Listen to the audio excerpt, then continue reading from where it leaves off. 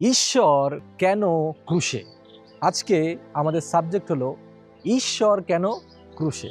এটি শুনতে অবাক মনে হয় যে যিনি আমাদেরকে সৃষ্টি করেছেন, অর্থাৎ তিনি যদি ঈশ্বর হবেন তাহলে তিনি কেন ক্রুশে তিনি মৃত্যুবরণ করলেন। এবং এই প্রশ্নটি বা এই কথাটি আমি অনেকবার অনেকের মুখে শুনেছি এবং অনেকেই এটি নিয়ে হাস্য উজ্জ্বল করেন বা মিমস তারা তৈরি করেন বিভিন্ন সময়ে এবং হাসাহাসি করেন যে ঈশ্বর কেন তিনি ক্রুশে থাকবেন। তাই আজকে সেই প্রশ্নের উত্তর আমি দিতে চাই যে কেন ঈশ্বরকে ক্রুশে যেতে হয়েছিল, কেন তিনি ক্রুশে। যদি প্রথম যেই কথাটি রয়েছে সেটি হলো তিনি হেরে আমাকে জেতালেন। কথাটি হলো তিনি হারলেন যেন আমি জিততে পারি। এর অর্থ হলো তিনি আমাদেরকে পাপ থেকে মুক্ত করলেন। তিনি কি করলেন? আমাদেরকে পাপ থেকে মুক্ত করলেন। এই জন্য ঈশ্বরকে ক্রুশে মৃত্যুবরণ করতে হলো। এটি ছিল ওয়ে যে তিনি একমাত্র যিনি আমাদেরকে পাপ থেকে মুক্ত করতে পারতেন। তাই ঈশ্বর যিনি আপনাকে আমাকে সৃষ্টি করেছেন, তিনি কি করলেন? তিনি হেরে গেলেন যেন আমি জিততে পারি। চিন্তা করুন যে ঈশ্বর আমাদেরকে সৃষ্টি করেছেন, তাকে আবার আমরা মানুষ হয়ে কিভাবে তাকে আঘাত করতে পারি, কিভাবে তিনি হেরে যেতে পারেন। এটি সত্যি একটি চিন্তার বিষয় এবং অনেকেই আমার কাছে এইভাবে প্রশ্ন করেছেন। বছরের পর বছর আমি প্রশ্ন পেয়েছি এবং অনেকেই হাসাহাসি করেছেন, কারণ তারা বুঝতে পারেনি বা তারা বোঝার চেষ্টা অনেক সময় করে না। কিন্তু আজকে যারা অনলাইনে এই মুহূর্তে আমাকে শুনছেন এই প্রচারের মধ্য দিয়ে, আমি আপনাদেরকে বলতে চাই যে তিনি হারলেন যেন আপনি আমি জিততে পারি। কিভাবে জিততে পারি? আপনি চিন্তা করুন যে সব থেকে যে জোরে দৌড়াতে পারেন বা সব থেকে যে ভালো খেলা করতে পারেন, যদি আমরা উদাহরণস্বরূপ ধরুন বিরাট কোহলি, যিনি খুব নাম করা একজন প্লেয়ার, খুব সুন্দর তিনি খেলা করেন, খুব সুন্দর তিনি ব্যাট করেন। পৃথিবীর অনেক বড় বড় নামি দামি যে সমস্ত বলাররা রয়েছে, যখন তারা বল করে তখন তাদের বলে তিনি 6 মারেন। কিন্তু কি ঘটে বাড়িতে, যখন তিনি তার ছেলের সাথে খেলবেন বা তার মেয়ের সাথে তিনি খেলা করবেন, তিনি যখন ব্যাট ধরবেন এবং তার ছেলেকে বা মেয়েকে বলটি দেবেন এবং বলবেন যে বাবা তুমি বল করো, বা তার ছেলেকে বললো তুমি বল করো, আর যখন সেই ছেলে বল করবে আর তিনি তখন কিন্তু আউট হয়ে যাবেন। আপনি অবাক হচ্ছেন তিনি কেন আউট হবেন? তার কারণ হলো তিনি জানেন তার সন্তান খুশি হবে, আনন্দিত হবে যদি সে বল করে বিরাট কোহলিকে সে আউট করতে পারে। অর্থাৎ সে ওখানে বিরাট কোহলি দেখছে না, সে দেখছে তার পিতা, আর বিরাট কোহলি দেখছে তার সন্তান। ঠিক একইভাবে একজন প্লেয়ার, তিনি যতই নাম করা হন না কেন বা যেই বিষয়ে পারদর্শী হোক না কেন, সন্তানের কাছে এসে কিন্তু তার সব কিছুর পরিবর্তন ঘটে। সুতরাং এখানে আমরা দেখতে পাই ঠিক একইভাবে প্রভু অর্থাৎ ঈশ্বর তিনি হার মারলেন, তিনি হারলেন, তিনি ক্রুশের উপরে আসলেন যেন আপনি আমি এবং যারা আজকে এই বিষয় নিয়ে হাসাহাসি করি যে ঈশ্বর কিভাবে মরতে পারেন, তাহলে একজন নামি দামি প্লেয়ার যে কিনা চারিদিকে যার সুনাম, তিনি কিভাবে তার নিজের ছেলের কাছে বা তার মেয়ের কাছে তিনি হেরে যান। তার অর্থ হলো ভালোবাসা। তাই ঠিক একইভাবে এখানে প্রভু তিনি আমাদের সমস্ত পাপকে তার কাঁধে তুলে নিলেন।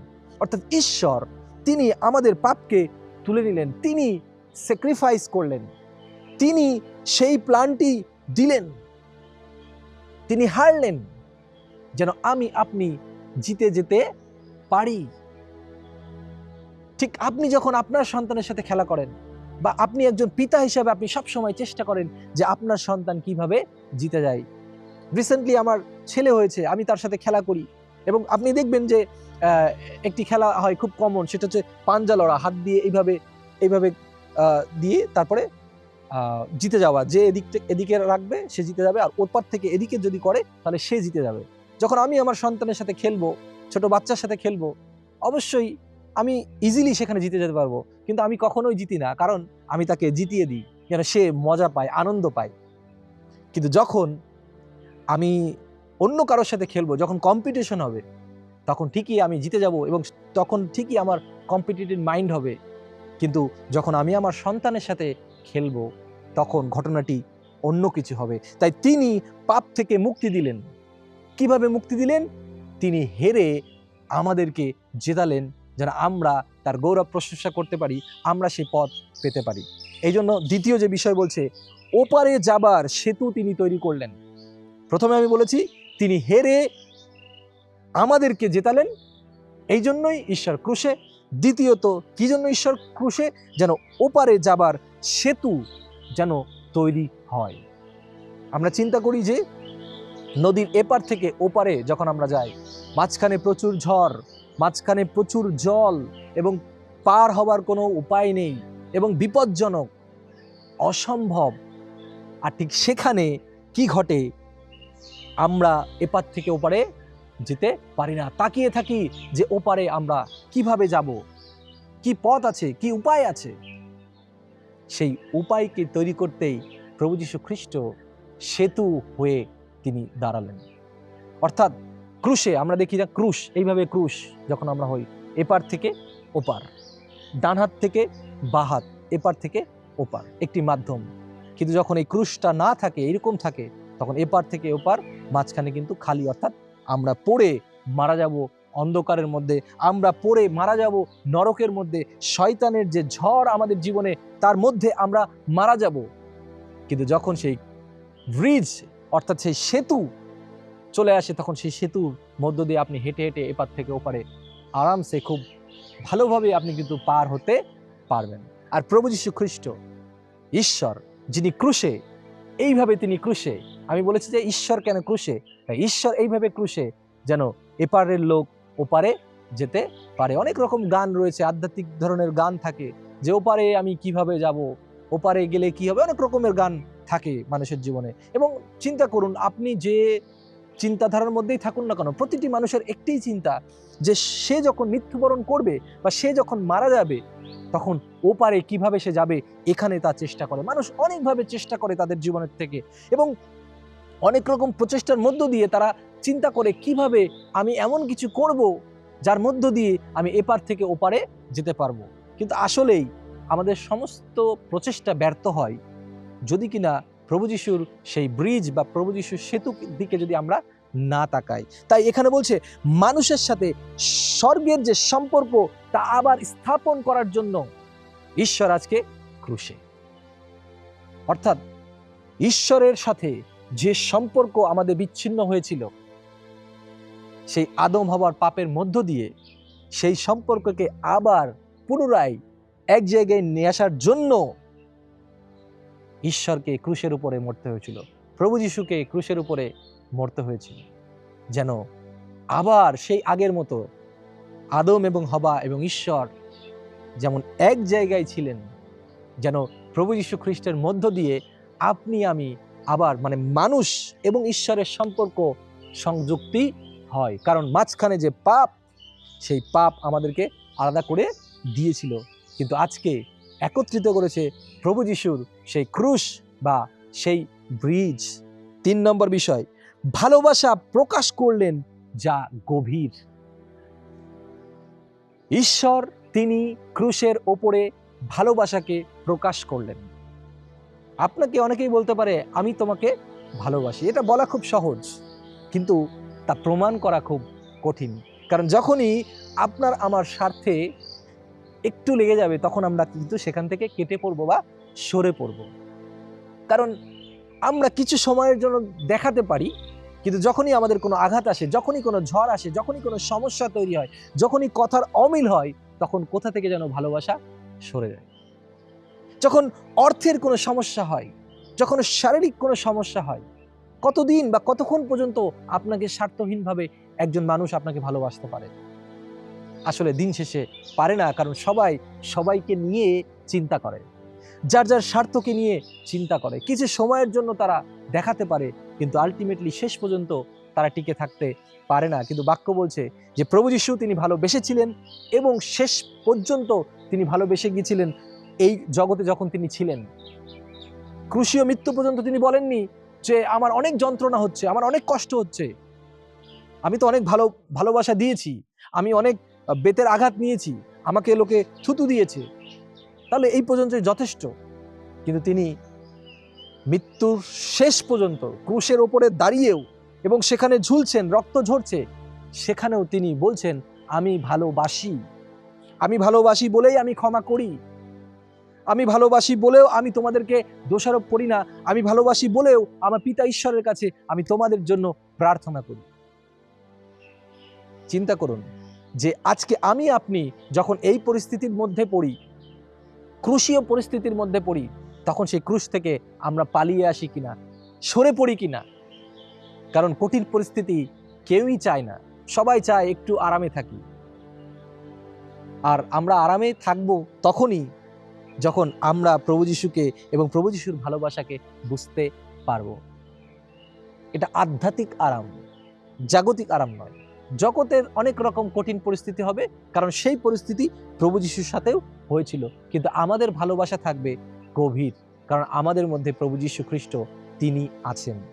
তাই এখানে বলছে যে তিনি ক্রুশের উপরে রিপ্রেজেন্ট করেছেন যে ঈশ্বর যে আমাদেরকে গভীর ভালোবাসেন।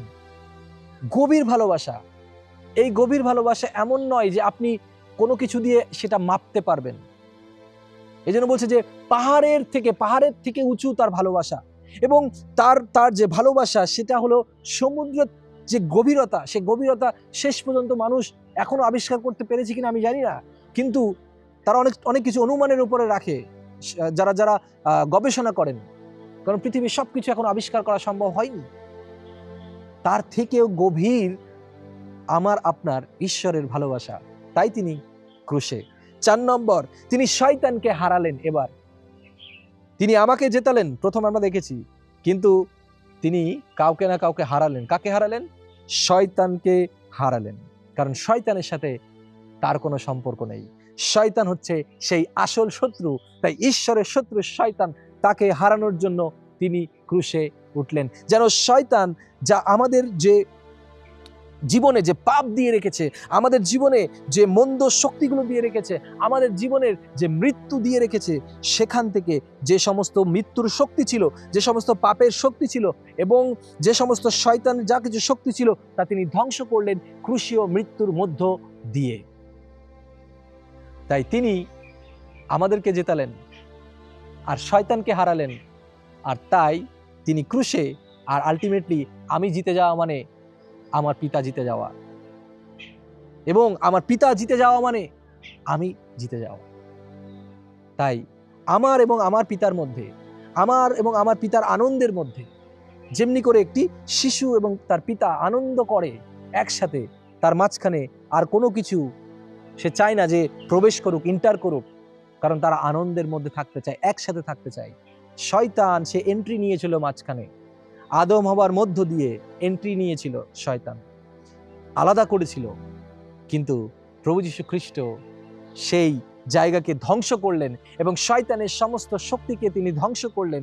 এবং আমাদের মধ্যে যে ভয় প্রবেশ করানো হয়েছিল, যখন আদম হাওয়া পাপ করলো, তারপর থেকে মৃত্যু প্রবেশ করলো, পাপ প্রবেশ করলো, একজনকে ধ্বংস করার যে টেন্ডেন্সি বা যে চিন্তাধারা, তা প্রবেশ করলো এই পৃথিবী জুড়ে অশান্তি প্রকাশিত হয়েছিল। কিন্তু প্রভু যীশু শয়তানকে যখন হারালেন, তখন সেই পথ তৈরি হলো।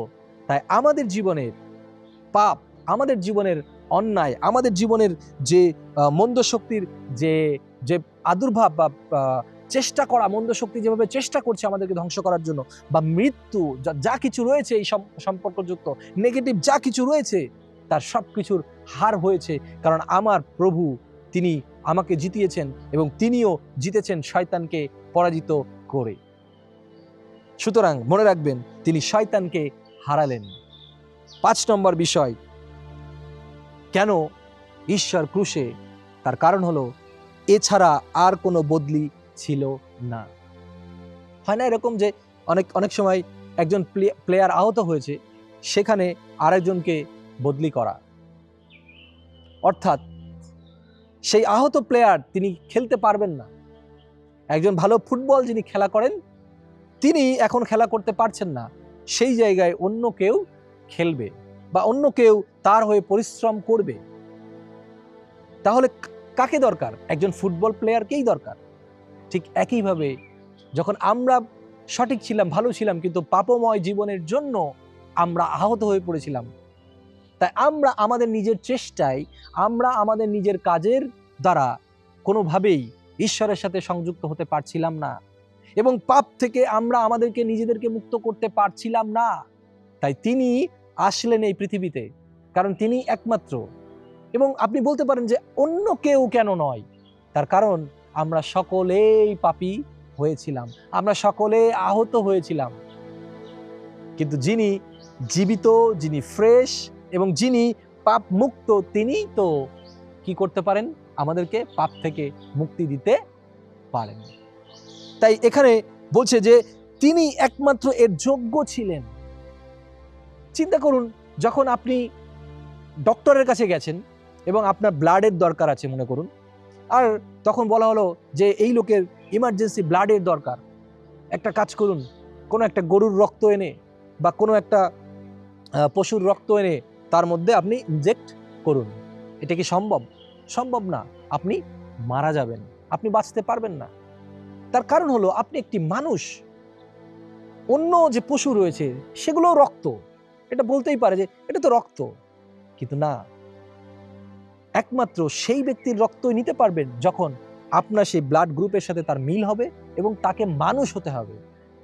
গরু, ছাগল, মহিষ নয়, কোনো কিছুর রক্ত নয়, কিন্তু মানুষের জন্য মানুষের রক্তই দরকার হবে। তাই একজন পাপীর জন্য একজন নিষ্পাপের দরকার রয়েছে। বাইবেল বলছে অন্ধ অন্ধকে পথ দেখাতে পারে না। আমি অন্ধ, আমার পাশে যদি আরেকজন অন্ধ থাকে তাহলে কি হবে? আমরা রাস্তায় চলতে পারবো না, দুইজনই অ্যাক্সিডেন্ট করব, আমার জীবনের কোনো মানে থাকবে না। কিন্তু আমি যখন অন্ধ, কিন্তু আমার পাশে যে দাঁড়িয়ে রয়েছে সে সব কিছু জানেন, সব কিছু দেখতে পারেন, তিনি যখন থাকবেন তখন আমি সামনের দিকে কি করতে পারবো? এগোতে পারবো। তাই যিনি স্বর্গের, তিনি স্বর্গ থেকে এই পৃথিবীতে এলেন। আর আমি যেহেতু এই জগতের সাথে মিশে গেছি, পাপের সাথে মিশে গেছি, আমি জানি না কিভাবে, আমি স্বর্গকে দেখতে পাই না, আমি স্বর্গকে পরিষ্কার করে বুঝতে পারি না, আমি এদিকে খুঁজি, এদিকে ছুটি, সেদিকে যাই। কিন্তু যখন প্রভু যিশুকে ধরবো এবং প্রভু যিশু আমাকে ধরবে, তখন তিনি বলবে আমি চিনি স্বর্গ কোথায়, চলো আমার সাথে। তাই এই একটা মাত্রই ওয়ে। আপনি অনেক জায়গায় ছোটাছুটি করতে পারেন, কিন্তু একমাত্র প্রভু যিশু খ্রিস্ট, যিনি স্বর্গ থেকে এসেছিলেন এবং আমাদেরকে এই স্বর্গে নিয়ে যেতে পারেন, অর্থাৎ প্রকৃত বদলি, এই ছাড়া আর কোনো ওয়ে ছিল না, কারণ তিনি ছিলেন নিষ্পাপ। আমাদের পাপ থেকে মুক্তি করার জন্য আর কোনো ওয়ে ছিল না। আর এই জন্যই ঈশ্বর তিনি ক্রুশে। আমি আজকে যে প্রচার আপনাদেরকে জানালাম, আজকে একটি বিশেষ দিন, যেই বিশেষ দিনে আজকে গুড ফ্রাইডে, আমরা বলছি ভালো শুক্রবার। একজন ক্রুশের উপরে মরছে, আমরা বলছি ভালো, কারণ এই ভালোর মধ্য দিয়ে, তার স্যাক্রিফাইসের মধ্য দিয়ে, তার কষ্টের মধ্য দিয়ে আমি আপনি জিতে যাই। আর সেই জিতে যাওয়াটাই হচ্ছে আমাদের প্রভুর প্রকৃত জিতে যাওয়া, প্রকৃত আনন্দ। তাই নিজেকে চিন্তা করুন যে আমি তার সন্তান। আজকে আর কান্নাকাটি করার দরকার নেই, ও প্রভু তুমি ক্রুশে মৃত্যুবরণ করেছো, ও কি কষ্ট, নিদারুণ কষ্ট। তিনি কষ্ট অলরেডি করে নিয়েছেন প্রিয় ভাই বোন। আজকে যেন আধ্যাত্মিকভাবে আমরা বোঝার চেষ্টা করি আরো। এটি শুধুমাত্র তিনি আমাদেরকে পাপ থেকে ক্ষমা করে দিলেন এমন নয়,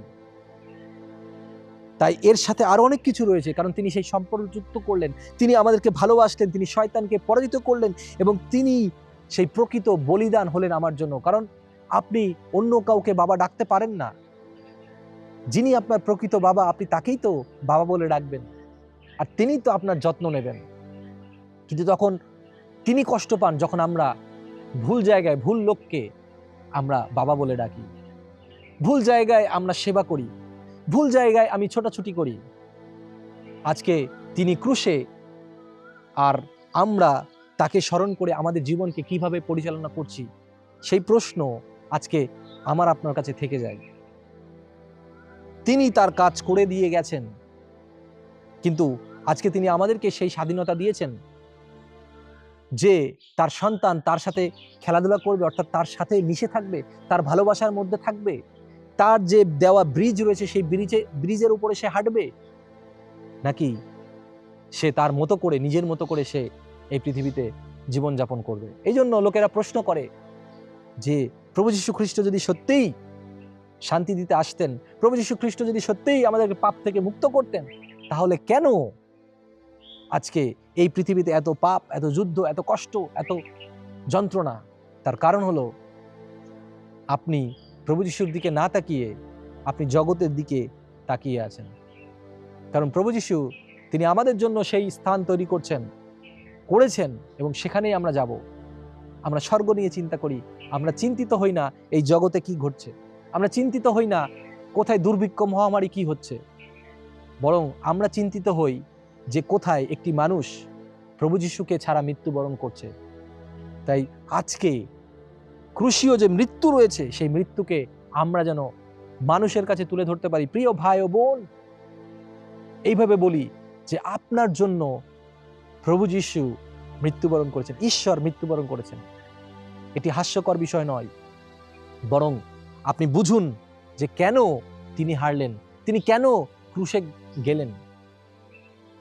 আজকে এমন যদি কেউ থেকে থাকেন, হয়তোবা আপনি কখনোই প্রভু যীশুকে সেইভাবে জানার চেষ্টা করেননি, কিন্তু আজকে আরো ডিপলি ভেতর থেকে বোঝার চেষ্টা করুন যে যেমনি করে একজন পিতা, একজন বাবা তার সন্তানের কাছে হেরে যায় যেন সন্তান জিতে যেতে পারে, ঠিক তেমনি করে তিনি ক্রুশে গেলেন যেন আপনি, আমরা জিততে পারি, আপনি আমি পাপ থেকে মুক্ত হতে পারি। চলুন আজকে আমরা প্রার্থনা করি যেন এই বাক্যের মধ্য দিয়ে যেই আলোচনা করা হয়েছে সেই আলোচনার মধ্য দিয়ে যেন আপনি বুঝতে পারেন যে তিনি ক্রুশে এবং কেন গুড ফ্রাইডে। এবং এটি শুধু একটি নিয়ম নয় যে প্রত্যেক বছরে আসবে আর এই একটা দিন আমরা উদযাপন করব, চার্চে আসব আর চলে যাব, নামমাত্র এরকম নয়, কিন্তু প্রতিদিন তার ভালোবাসাকে স্মরণ করা। কি হবে যদি আপনি আপনার পিতার সাথে, একজন ছেলে হিসেবে যদি আপনি আপনার পিতার সাথে বছরে একবার ফোনে কথা বলেন, তাহলে তার খোঁজ খবর আপনি ঠিকঠাক রাখতে পারবেন না।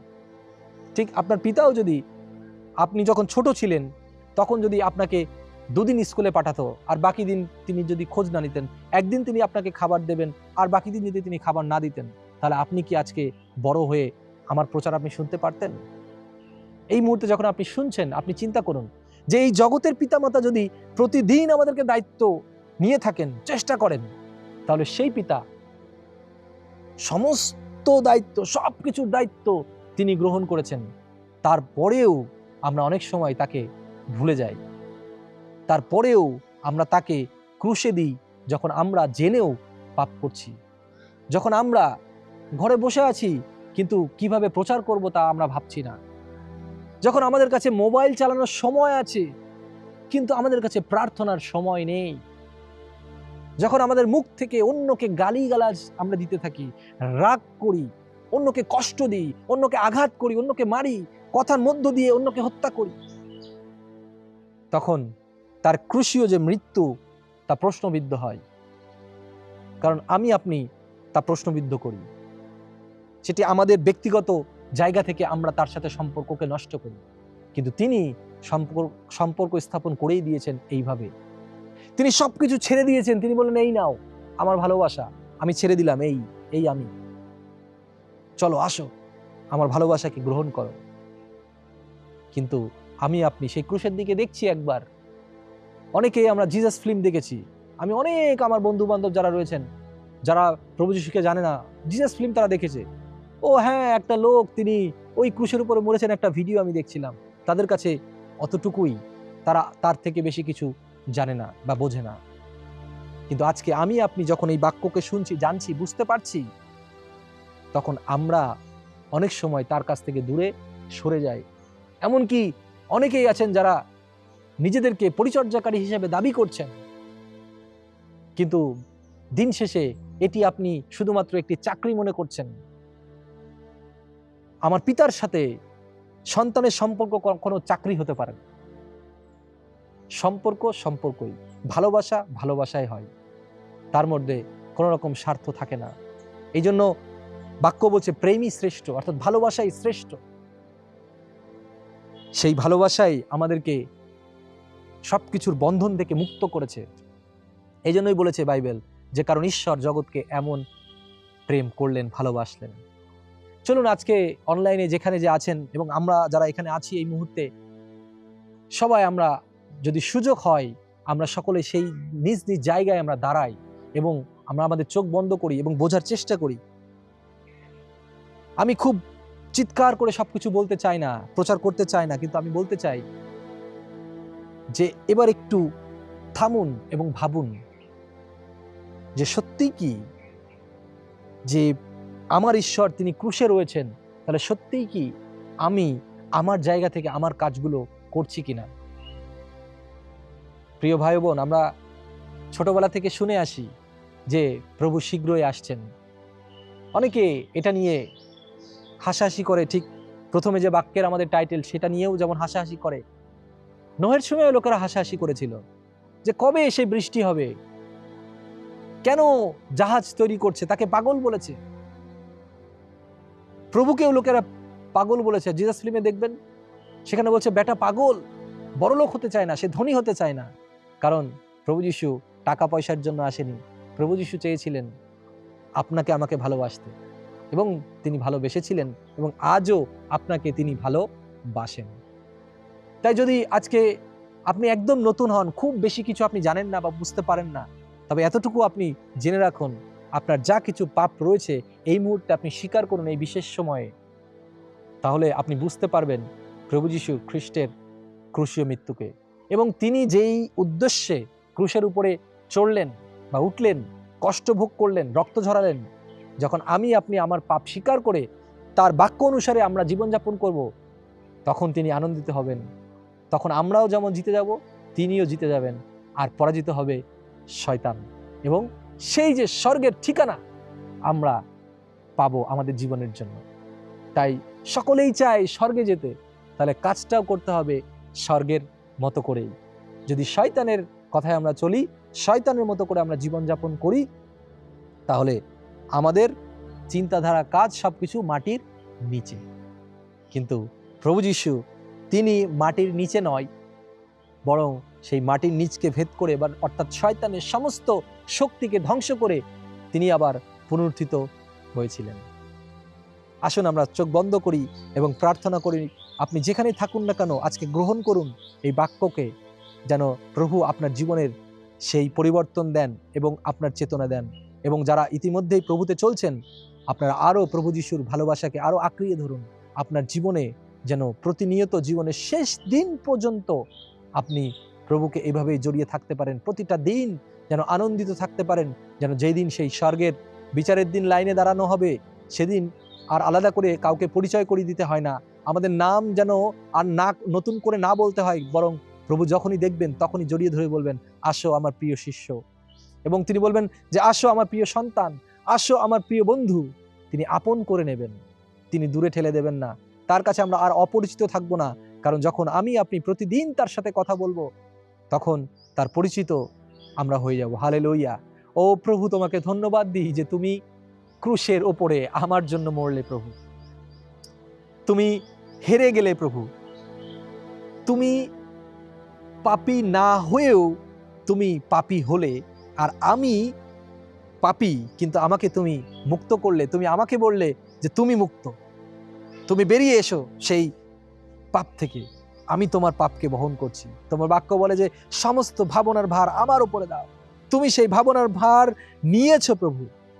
অনেকেই প্রভু অভিনয় করে এই জগতে, অনেক কিছু তারা চেষ্টা করে আমাদের ভারকে বহন করার জন্য, কিন্তু আলটিমেটলি তারা পারে না, কারণ সেই ভালোবাসা তাদের মধ্যে নেই। তুমি সেই সেতু আমাদের প্রভু, যেন আমরা এপার থেকে ওপারের যে মাধ্যম রয়েছে, স্বর্গে যাবার যে মাধ্যম রয়েছে, তা তোমার ক্রুশই একমাত্র আমাকে দেখাতে পারে। সেই মৃত্যু নদী থেকে আমরা পার হয়ে জীবন নদীতে, অর্থাৎ জীবনের পথে আমরা চলতে পারি। হালেলুয়া প্রভু। তোমার বাক্য আরো বলছে তোমার ভালোবাসা তুমি প্রকাশ করলে, এবং সেই ভালোবাসা গভীর, স্বার্থহীন। গভীর ভালোবাসা তুমি প্রকাশ করলে, এতটাই ভালোবাসলে যে তুমি ঈশ্বর হয়েও তুমি ক্রুশের উপরে মৃত্যুবরণ করলে। এবং তুমি শয়তানকে পরাজিত করলে যেন শয়তানের সমস্ত শক্তি ধ্বংস হয় আমাদের জীবনে। তাই প্রভু, তোমার নামে আমরা আমাদের জীবন থেকে সমস্ত শয়তানের কার্যকে দূর করি, আমাদের জীবনের থেকে সমস্ত পাপের যে হুল রয়েছে তা দূর করি, আমাদের জীবনে যে সমস্ত মৃত্যু রয়েছে তা আমি দূর করি, আমার জীবনে যে সমস্ত বেদনা রয়েছে, কষ্ট রয়েছে তা আমি দূর করি তোমার নামে।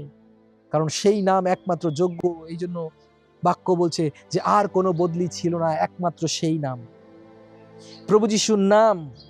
সেই নাম একমাত্র আমাকে সেই পথ তৈরি করে দিল, একমাত্র সেই নাম, একটাই পথ।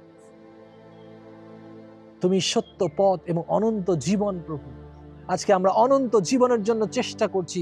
এই জগতে প্রত্যেককে মৃত্যুবরণ করতে হবে, কিন্তু প্রভু আমরা সেই মৃত্যুর ভয় পাই না, কারণ আমাদের আত্মা এবং আমাদেরকে তুমি কিনে নিয়েছো তোমার রক্তের মধ্য দিয়ে, তোমার ক্ষমার মধ্য দিয়ে প্রভু, তোমার অনুগ্রহের মধ্য দিয়ে আমাদের জীবনকে তুমি পরিবর্তিত করেছো প্রভু। এই মুহূর্তে আমি প্রার্থনা করি, আমি তাদের দিকে হাত বাড়িয়ে দিই প্রভু, যারা এই বাক্য অনলাইনের মধ্য দিয়ে শুনলো এবং এই মুহূর্তে তারা চোখ বন্ধ করে আছে এবং তাদের নিজ স্থানে তারা দাঁড়িয়ে আছে। আমি বিশ্বাস করি এই মুহূর্তে তোমার সেই সেই আরোগ্যদায়ী হাত এবং তোমার সেই ক্ষত সকল দ্বারা প্রভু তুমি তাদেরকে সম্পূর্ণ সুস্থতা দাও প্রভু।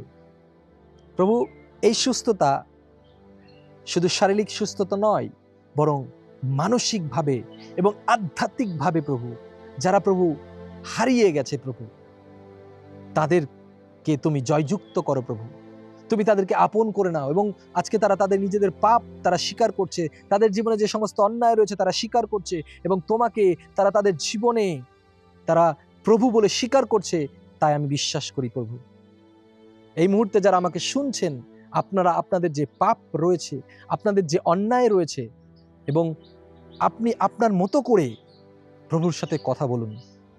দেখুন, তাহলেই আপনি প্রকৃত গুড ফ্রাইডের মানে আপনি আপনার জীবনে বুঝতে পারবেন এবং আপনি বুঝতে পারবেন কেন প্রভু আমার জন্য ক্রুশে মৃত্যুবরণ করেছিল। তার ক্রুশীয় যে রক্তের শক্তি, সেই শক্তি যখন আপনাকে স্পর্শ করবে, তখন আপনি বুঝতে পারবেন যে সত্যিই তিনিই সেই পথ, তিনি আমাকে অনন্ত জীবন দিতে পারেন, তিনিই সেই ভালোবাসা প্রকাশ করতে পারেন।